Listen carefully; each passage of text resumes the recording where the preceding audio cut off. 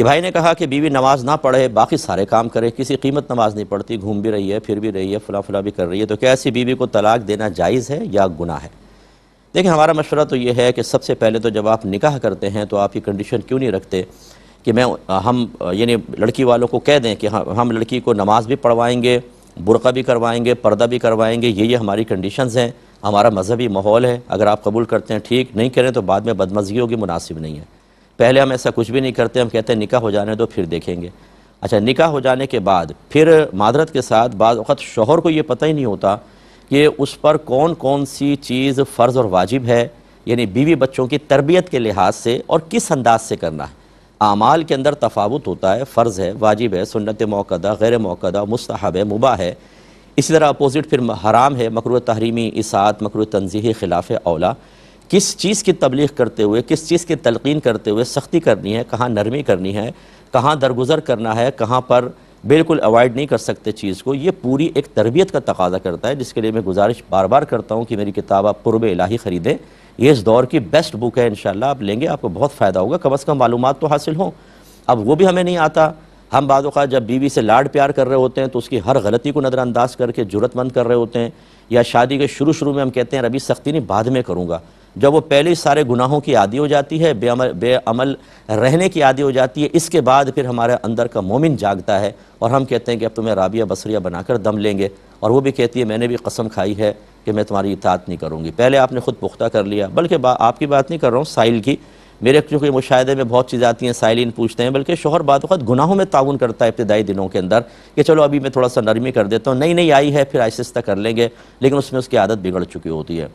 تیسری چیز یہ ہے کہ فرض کر لیں سب کچھ کر لیا آپ نے، اس کے باوجود یہ روش ہے تو میں طلاق کا ہرگز عرض نہیں کروں گا، اگرچہ فقہی نقطہ نگاہ سے اگر عورت کے بے نمازی پن کو بنیاد بنا کر طلاق دی جائے تو یہ گناہ نہیں ہے۔ حضرت عبداللہ بن عمر رضی اللہ تعالی عنہما کے بارے میں منقول ہے کہ ایک زوجہ کی نماز میں کوتاہی کی بنا پر ہی آپ نے ان کو طلاق دے دی تھی، یہ ثابت ہے، تو یہ گناہ تو نہیں ہے، لیکن میں اس کا مشورہ ہرگز نہیں دوں گا، اس لیے کہ صرف ایک نماز ہی تو فرض نہیں ہے، اور بہت ساری چیزیں ہیں اور بہت ساری خرابیاں ہیں۔ آپ نے فرض کر لیں کہ نماز کے اوپر طلاق دے دی، دوسری شادی کی، وہ نماز پڑھتی ہے لیکن اس میں دوسری شرعی قباحت ہے، پھر کیا کریں گے؟ اس کو بھی طلاق دیں گے؟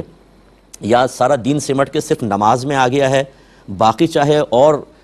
فرائض میں کوتاہیاں ہو رہی ہوں، سوچ میں، فکر میں، نظر میں، سماعت میں، بولنے میں، ملاقات میں، دوستیاں کرنے میں، وہ سب ایک طرف صرف نماز کو ہم بنیاد بنا کے سمجھے پورا دین یہ ہے،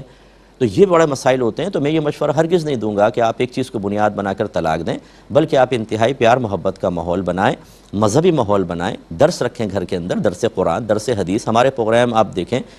جو ہمارے تدبر قرآن میں نے QTV پہ ریکارڈ کی تھی، تفسیر قرآن ہے، YouTube پہ ڈلی ہوئی ہے، ایک ایپیسوڈ ڈیلی سب کو بٹھا کر دکھا دیا کریں، انشاءاللہ آپ کا آدھے سے زیادہ 75% کام تو اس تفسیر سے ہو جائے گا۔ اتنی بیسٹ عوامی تفسیر ہے کہ اگر آپ بچوں کو سامنے بٹھا دیں، بیوی کو بٹھائیں تو بہت کچھ سیکھنے کا موقع ملتا ہے۔ ایک دفعہ وہ سنوا دیں، درس بخاری ہمارا آتا ہے، احکام شریعت پروگرام ہے، اسی طرح اچھا ماحول اگر وہاں پر کوئی ہے تو وہاں زوجوں کو لے کر جائیں تاکہ مذہبی عورتوں کے درمیان بیٹھ کے ایک ماحول بنے، اللہ تعالیٰ بہتری کرے گا۔ اس کے باوجود اگر وہ کوتاہی کرتی ہیں، دعا کریں ان کے لیے کہ اللہ تعالیٰ میری زوجوں کو ہدایت عطا فرما۔ امید ہے کہ انشاءاللہ ہماری بہن بھی نماز پڑھنے لگیں گی۔ اگر میری بہن فرض کر لیں آپ کے گھر کا مسئلہ ہے، کسی کا بھی میرا یہ پروگرام یہ کلپ نکال کے دکھا دیجیے گا، سنا دیجیے گا، اللہ ہدایت دینے والا ہے۔ میں اپنی بہنوں سے گزارش کرتا ہوں، یہ آپ کا جو گھومنا پھرنا اور یہ شوہر کے تلقینات کے باوجود اس کے سینے پہ چڑھ کے جواب دینا اور اللہ کی ہدایت کو قبول نہ کرنا، یہ آپ کی زندگی تک ہے۔ ہو سکتا ہے آپ کا ایکسیڈنٹ ہو جائے، ٹانگیں ٹوٹ جائیں، بستر پہ پڑ جائیں، نہ چل سکیں گی نہ پھر سکیں گی،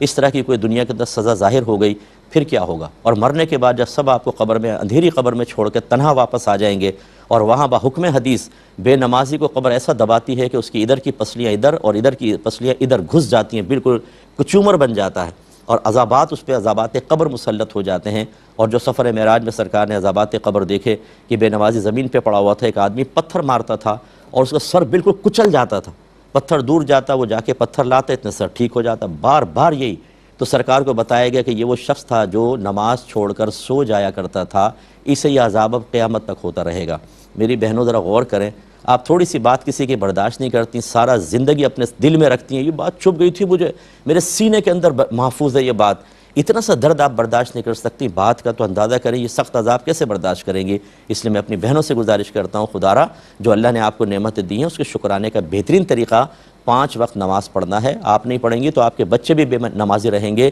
انہیں عذاب قبر ہوگا، میدان معاشر میں ذلیل ہوں گے، رسوا ہوں گے، خدا نہ کرے، اور اللہ ناراض ہوا تو جہنم میں۔ تو کیا وہ پلٹ کر آپ کو دیکھ کر شاید یہ جملہ نہیں کہیں گے کہ امی کون سی دوستی نکالی تھی، کون سی دشمنی نکالی تھی؟ کیا یہ آپ کی محبت تھی کہ آپ نے ہمیں جہنم کا راستہ دکھا دیا؟ امید ہے کہ آپ بات سمجھیں گے۔